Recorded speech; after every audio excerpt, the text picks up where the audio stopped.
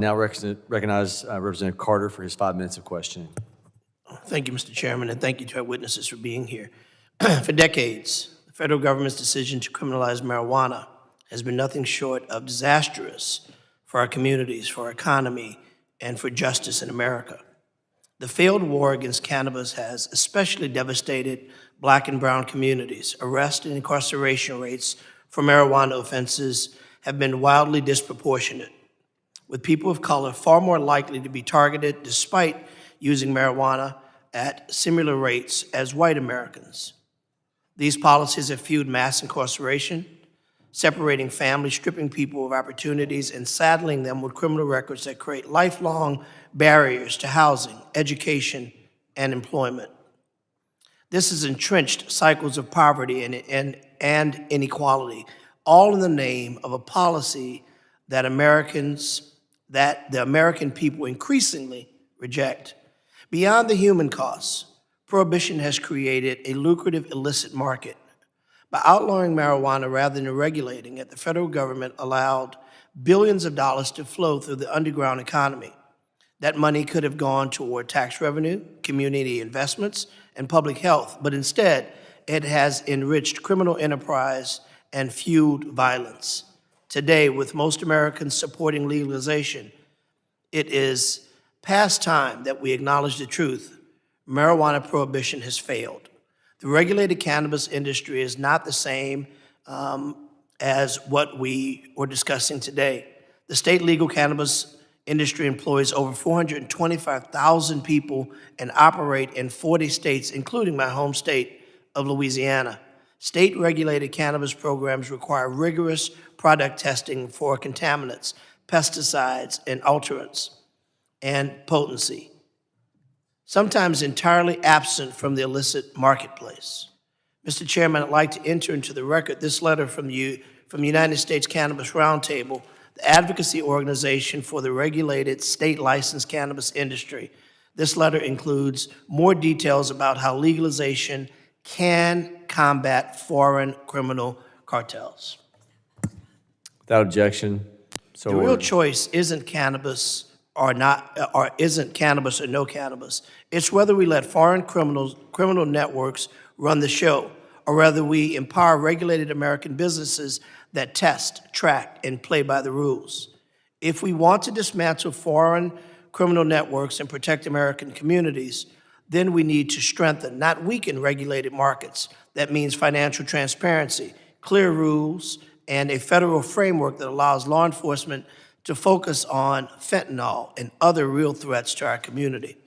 Mr. Larkin, in a recent report from the Heritage Foundation, you've recommended against rescheduling cannabis, but even President Trump has expressed support for rescheduling. Like President Trump, I believe we should end endless arrests for cannabis conduct and focus on the real bad guys, those who are pushing fentanyl and other deadly forms of drugs. Why do you oppose President Trump's support for rescheduling, especially since that means we can both recognize medical uses and a better aligned law enforcement priorities? It would be a mistake, legally, medically, and from policy perspective, to reschedule cannabis from 1 to 3, and it would also be a mistake, even more so, to legalize it. I wrote in an article in the Journal of the American Medical Association Psychiatry multiple reasons why legally, medically, and policy-wise the rescheduling would be a mistake. Mr. Larkin, have you expressed? I can give you one in particular. Just a second. Have you expressed your concern with the Trump administration? I published it in the Journal of the American Medical Association. That's the way think tanks do things. I haven't talked to anybody in the Trump administration. But I can tell you one thing that is absolutely true. For 80 plus years, the United States has trusted the Food and Drug Administration with the responsibility to decide what is a drug and whether it's safe and effective. I'm going to reclaim my time because I only got 25 seconds. You argue in your testimony that state legalization has not eliminated the illicit black market.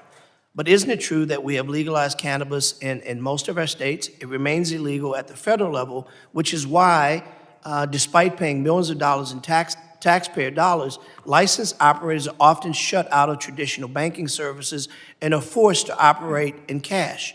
When a legitimate operator is shut out of banking, it makes it harder for law enforcement to trace transactions, determine who is compliant and who is not. Wouldn't law enforcement and public safety be better served by a federally regulated system to track the flow of marijuana businesses, processing, and distribution, thus making it clear who the real operators are versus the Chinese who are inundating our communities with marijuana that may in fact be tainted? No. The Chinese will also take advantage of any legally sellable cannabis product.